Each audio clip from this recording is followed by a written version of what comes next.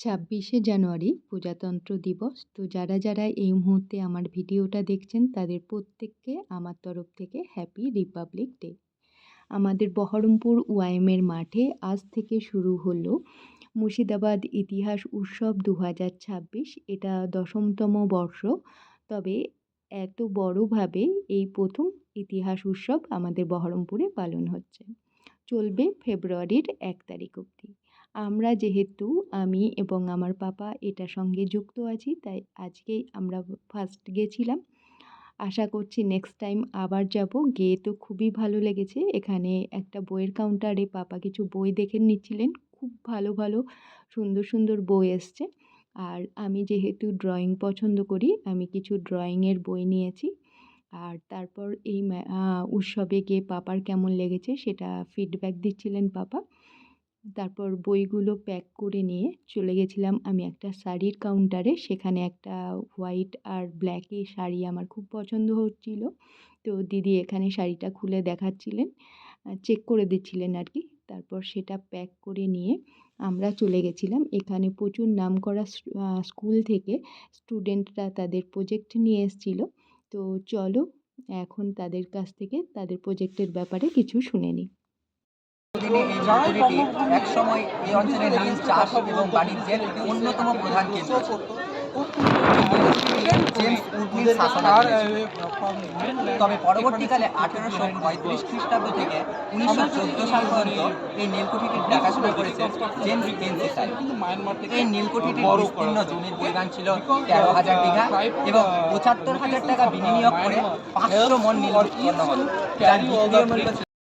মোট লাভের পরিমাণ ছিল প্রায় 33.3%। এই নীলকুঠিকে কেন্দ্র করে এক বিশাল কর্মী বাহিনী কাজ করে। তার মধ্যে রয়েছে স্থানীয় কৃষক, কামাত কুলি, মাঝি মহিলা প্রভৃতি। এই নীলকুঠিতে উৎপন্ন নীল গঙ্গা নদীর পথে কলকাতা এবং কলকাতা থেকে বিদেশে রপ্তানি করা হয়। এই নীলকুঠিটি বর্তমানে সিংহীরা দেখাশোনা করেন এবং প্রকাশ সিংহ মালিক। তবে প্রশাসন দ্বারা বর্তমানে কোনো রক্ষণাবেক্ষণ হয় না, তাই ক্রমশ জরাজীর্ণ ধ্বংসপ্রাপ্ত হয়ে ধ্বংসের দিকে এগিয়ে যাচ্ছে এই মালদা জেলার নীল ইতিহাসের এক জীবন্ত সাক্ষী, যা আমাদের মনে করিয়ে দেয় নীল কৃষকদের ওপর হওয়া অত্যাচারের কাহিনী এবং দীনবন্ধু মিত্রের লেখা নীল দর্পণ নাটক। আজ এই মডেলের মাধ্যমে আমরা আপনাদেরকে মালদার সেই নীল ইতিহাসের দৃশ্যটাকে তুলে ধরতে চাই। ধন্যবাদ। কি নাম আছে ভাই তোমার? নাসিম সবজি। Our project is the cellular gel. Cellular gel is popular name is Kalapani gel. So Kalapani gel it was designed specifically Malda জেলার মানিকচক থানার অধীনে isolate and break the spirit of Indian freedom fighter. একসময় Great heroes like Malda this জেলার they চাষ lived এবং here. They বাণিজ্যের fought অন্যতম with courage and in the skies. Today this gel is a national memorial. এই নীলকুঠির দেখাশোনা করেছে। এই নীলকুঠির বিস্তীর্ণ জমির পরিমাণ ছিল It প্রায় teaches us the 13,000 value bigha of freedom এবং because then 75,000 India টাকা is free বিনিয়োগ today. করে প্রায় Today only 500 three মণ নীল wings, 1, উৎপন্ন 6 and হয়, 7 যার and the বিক্রয় মূল্য central ছিল watchtower 1 লক্ষ is টাকা, remained অর্থাৎ and নীল the বিক্রি করে শতকরা whole লাভের part পরিমাণ is ছিল demolished by the 33.3%। 1941 এই earthquake. অঞ্চলে Demolished or উৎপাদিত demolished Neil for a hospital. Ganga নদী দিয়ে কলকাতা এবং কলকাতা দিয়ে বিদেশে রপ্তানি করা হয়। My name is Sarfraz Hassan নীলকুঠিটির and I am বর্তমান from মালিক Baradur হলেন City প্রকাশ Public সিংহ। School. তবে বর্তমানে প্রশাসন দ্বারা কোনো As you can see that this is the তাই Kalapani jail, জরাজীর্ণ also known আগাছাপূর্ণ as the হয়ে cellular ক্রমশ jail. ধ্বংসের দিকে এগিয়ে যাচ্ছে This মালদাহের was নীল designed ইতিহাস, by যা Jeremy আমাদের মনে Bentham. করিয়ে দেয় নীল He চাষীদের gave the whole idea অত্যাচারের of কাহিনী designing এবং this দীনবন্ধু cellular মিত্রের jail. লেখা সেই নীল দর্পণ। So now the cellular jail, the name is given by the British. So now the fact is here, so why do we call Kalapani jail? We call Kalapani jail because before 1947, before the independence, the Hinduism in India, they believed that if they cross the ocean and go to another island, then their religion can be destroyed. So that they had the scandal of destroying their religion. That's why they named this jail as Kalapani jail. You can see that there are 7 wings, and at that time, after 1857, they did this Kalapani jail to torture the freedom fighters and give harsh punishments without any reason. So as you can see, This is the center, the watchtower.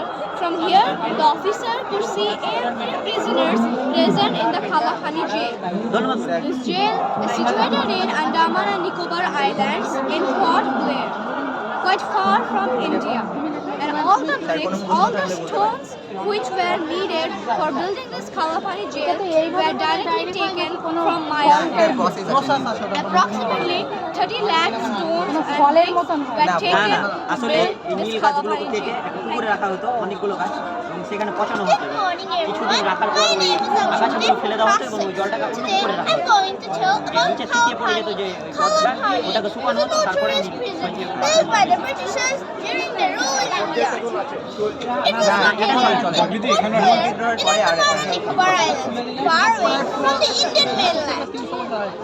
Many freedom fighters who revolted against the British authority were sent here as a severe form of punishment. The word Kalapani means black water. In earlier times, crossing the sea was believed to cause social and emotional separation. The Britishers used this fear to separate prisoners completely from their family and society. Life in Kalapani was extremely harsh. People were sent to small solitary cells and forced to do hard labor. They were given little food and faced cruel treatment. Despite this suffering, the freedom fighters remained brave and determined. Thank you. model to reinterpret wish for knowledge and history within a period. So first, the Dati Darwaza. It was the main entrance to the city of gold. Next, the Balal Bati. It was a courtroom of King Balal Sain. It is not nearly destroyed and is ignored, but it signified that Goa was prosperous and powerful even before the Muslims invaded. Next is the Firoz Minar. It was a show of Mughal control and power during that era. It also served as a watchtower to protect the city. Next is the Lotan Masjid. The story is as beautiful as Taj Mahal. The wife of King Yusuf Shah perished, so he made this masjid to commemorate her death. Next is the Lotan Masjid. So Lotan Darwaza. This was because there were secret conferences and secret meetings held by the king during that time. Next, last but not the least, the Barasha Masjid. It is the biggest and the grandest masjid of its time. It is also the biggest religious center of its era. Thank you, ma'am. কি নাম আছে ভাই? নাম কি আছে? Aris. Thank you.